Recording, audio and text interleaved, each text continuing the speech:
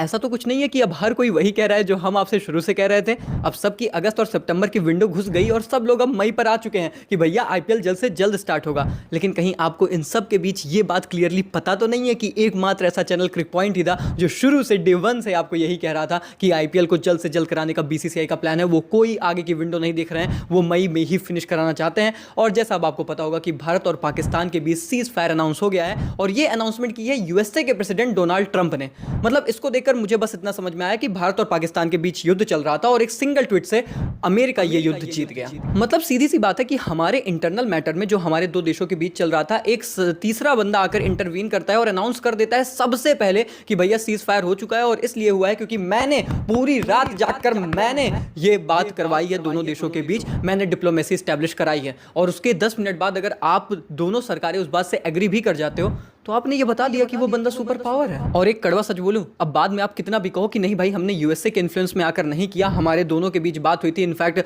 पक्कू पड़ोसी साला उसको अपनी औकात समझ में आ गई, वो हमारे पैरों पर गिर के बोला कि you are my daddy, please हमें माफ कर दो। पर सच्चाई ये है कि अगर एक तीसरा बंदा यूएसए जाकर आप दोनों से पहले ये बात पूरे विश्व में अनाउंस कर देता है कि हाँ भैया सीज फायर हमने कराया, तो अल्टीमेटली उसको उस चीज का क्रेडिट मिल गया। हाँ वो बात अलग है कि उसके बाद कुछ हरामखोर मीमर्स ने ये मीम जरूर बना दिया कि अरे भाई साहब हाल फिलहाल में थाला के साथ फोटो देखी थी, तभी समझ जाना चाहिए था कि क्रेडिट लेने तो ट्रम्प साहब आएंगे ही। खैर ताऊ को बहुत क्रेडिट लेने का शौक है, तो मैं इनसे यही कहूंगा कि ट्रम्प ताऊ यहाँ पर तो हमारी आर्म फोर्सेस वैसे ही धक कूच रही थी पक्कू को, तो यहाँ पर आपकी दाल नहीं गलेगी। लेकिन असल मायनों में अगर तुम्हें यह प्रूव करना है कि तुम सच में ताकतवर हो तो मेरा एक काम करो तो जानू, विराट भाई से टेस्ट रिटायरमेंट वाला फैसला चेंज करवा के दिखाओ, तब मानो कि तुम्हारे अंदर ताकत है, तब मानो तुम्हारी दाल गलती है। वरना यहाँ पर तो हमारी आर्म फोर्सेस ही काफ़ी थी। मेरे से अगर आप सिर्फ पर्सनली पूछोगे, सिर्फ मेरा व्यक्तिगत मानना है कि मेरे अंदर ना एक कसक रह गई, क्योंकि मुझे ऐसा लगता है कि शायद ये हमारे पास एक बेस्ट मौका था इन साले पक्कुओं को इनकी औकात दिखाने का, अपना ले लेने का जो अपना बिलोंग करता है। लेकिन कहीं ना कहीं at the end of the day हम एक डेमोक्रेटिक कंट्री हैं और वर्ल्ड के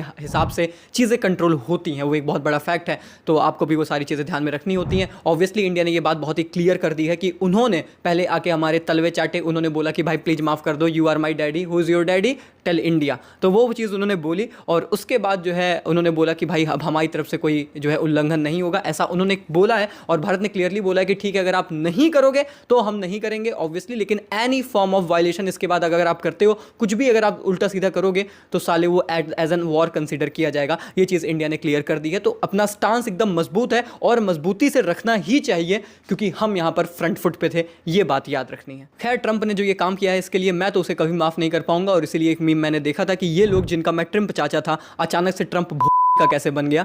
भाई जैसा आपने काम किया है वैसे बन गए हो। पहले तो तुमने साले आईएमएफ से लोन पास करवाया इस भूखे नंगे भिखमंगे पक्कू के लिए, और उसके बाद जाकर वो जब तुम्हारे आगे आके घुटने टेक दिए तो तुमने यहाँ पे नेगोशिएशन भी करवा दिया। तो भैया अच्छे से समझ लो कौन किसके तरफ था और रियलिटी क्या है। खैर रियलिटी की ही बात है तो रियलिटी ये भी है कि हम और आप, हम सभी को गर्व है हमारी सेना पर। एक बार सबको तहे दिल से शुक्रिया कहना ही चाहिए हमारे आर्म फोर्सेस को, हमारे जवानों को, जिन्होंने डट कर पक्कू का सामना किया, मुंह तोड़ जवाब दिया और उन सालों को औकात दिखा दी, घुटनों पर ला दिया। आप सभी का तहे दिल से शुक्रिया। आपको पता भी नहीं है कि हम आप पर कितना ज़्यादा प्राउड हैं। और उसी तरीके से आपको ये पता नहीं है कि मेरे पास आईपीएल 2025 को लेकर ऐसी खुशखबरी है जिसको देखकर भैया आप मेरे ऊपर भी प्राउड हो सकते हो। मतलब क्या ही होगे, पर मजा आ जाएगा तुम्हें, मैं बस इतना कह रहा हूं। तो फटाफट से वीडियो लाइक, चैनल को सब्सक्राइब कर दो। और बता देता हूं आपको सबसे पहली खबर, ब्रेकिंग न्यूज ये निकलकर सामने आ रही है कि आईपीएल 2025 बहुत ही जल्द स्टार्ट होने वाला है, जिसको लेकर अब आपने कल्पना कर ही ली होगी। जी हां दोस्तों, बीसीसीआई पहले से एकदम पीछे पड़ा था कि जल्द से जल्द शुरू करना है। अब क्योंकि सिचुएशन भी नॉर्मलाइज होने लगी है तो बीसीसीआई मीटिंग से स्टार्ट हो चुकी है। गवर्नमेंट से उनको नॉड मिलना है, यानी कि अप्रूवल लेना है, और जैसे ही अप्रूवल मिल जाएगा ऑफिशियली आईपीएल स्टार्ट होगा। और इनफैक्ट सुनने में मुझे ये आया है कि आईपीएल 2025 नेक्स्ट वीकेंड के पहले स्टार्ट हो सकता है, यानी कि मोस्ट प्रोबेबली अभी सैटरडे है आज, और आपको अगले थर्सडे या फ्राइडे से आईपीएल स्टार्ट होता नजर आ सकता है। बीसीसीआई बहुत जल्द इसको लेकर मीटिंग करने वाला है और उसमें फाइनल डिसीजन, एग्जैक्ट इनका स्केड्यूल, वेन्यू, सारी चीजें फाइनलाइज कर ली जाएंगी। और जैसा दोस्तों मैंने आपको प्रीवियस वीडियो में बताया था, ज्यादा से ज्यादा हमारे पास नेक्स्ट 2 दिन में प्रॉपर अपडेट आ जाएगी, पूरा कार्यक्रम, पूरा वेन्यूज, सारी चीजें फाइनलाइज होकर आ जाने वाली हैं। और आपको ये बात मैं क्लियरली अब बता दूं कि आईपीएल 2025 इंडिया में ही खेला जाएगा, इस चीज को लेकर कोई शक संदेह नहीं है। आईपीएल 2025 के बचे बचे हुए 16 के 16 मुकाबले भारत में खेले जाएंगे। इनफैक्ट मैं आपको बता दूं कि बहुत बड़ी अपडेट मेरे पास ये है कि आईपीएल अक्रॉस इंडिया ही खेला जाएगा, जैसा प्लान था, जैसा स्केड्यूल था। कोई स्केड्यूल में बदलाव भी करने को बीसीसीआई कोशिश नहीं कर रहा है, क्योंकि ऑब्वियसली चीजें अंडर कंट्रोल आ चुकी हैं। हाँ, ये हो सकता है कि धर्मशाला का मैचेस वहां पर नहीं होंगे, ये सुनने में जरूर आ रहा है। यानी कि जो नीचे के नॉर्थ के मैचेस थे, साउथ के मैचेस थे, जो जैसे स्केड्यूल थे, कोलकाता, हैदराबाद, जो नॉकआउट मैचेस आईपीएल के स्टेजेस थे, वो सारे एज इट इज ही होंगे।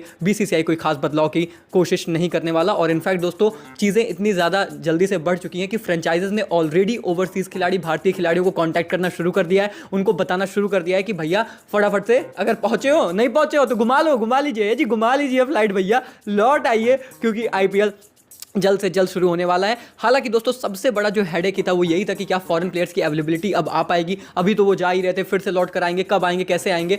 बीसीसीआई का स्टांस मैंने सुबह भी तुम्हें इस वीडियो में क्लियरली बताया था, अभी भी बता रहा हूं। बीसीसीआई का स्टांस इस पर यह है कि वो जो है कहते हैं फ्रेंचाइजेस हैं, उनका हेडेक है। वो मेरा हेडेक नहीं है, वो हमारा हेडेक नहीं है। हमें आईपीएल जल्द से जल्द कंडक्ट करा के फिनिश करना है, हमारी प्रायोरिटी वो है। हमें मई में ही आईपीएल फिनिश करना है, फिर चाहे उसके लिए हमें डबल हेडर्स की संख्या एक आधा दो बढ़ानी ही क्यों ना पड़ जाए, वो भी मैंने आपको पहले ही बता रखा है। इनफैक्ट दोस्तों, बैकअप प्लान के तौर पर बीसीसीआई ने 3 वेन्यूज शॉर्टलिस्ट किए थे, बेंगलोर, चेन्नई और हैदराबाद, बचे हुए मुकाबले कराने के लिए। अगर वो नॉर्थ में या फिर सारे वेन्यूज पर नहीं करा पाते, अब तो सुनने में आ रहा है कि सारे वेन्यूज पर होगा, नहीं होता है तो ये बैकअप प्लान भी है, मैं आपको क्लियरली बता दूं। इसको सुनकर आरसीबी फैंस जरूर कह रहे हैं कि अबे साला नॉकआउट बेंगलुरु में मत कराना भैया, हमारे मैचेस मत रखना, हम हाथ जोड़ रहे हैं तुमसे, बड़ा मुश्किल से तो साला युद्ध से बचे हैं, तो जाके हमारा ई साला कप नमदे है, अब ये वाला भैया बकचोदी मत करना। लेकिन दोस्तों, मुझे लगता है वहां भी खुशखबरी मिल जाएगी और सारे वेन्यूज पर भी आपको एज इट इज मैचेस देखने को मिलेंगे। तो ये है दोस्तों फिलहाल को लेकर बड़ी अपडेट, सब कुछ समझ में आ रहा है। जल्द से जल्द अब अपडेट आने लगेंगी, अगले कुछ घंटों में सब एस्केलेट होने लगेगा, आपके पास अपडेट का भरमार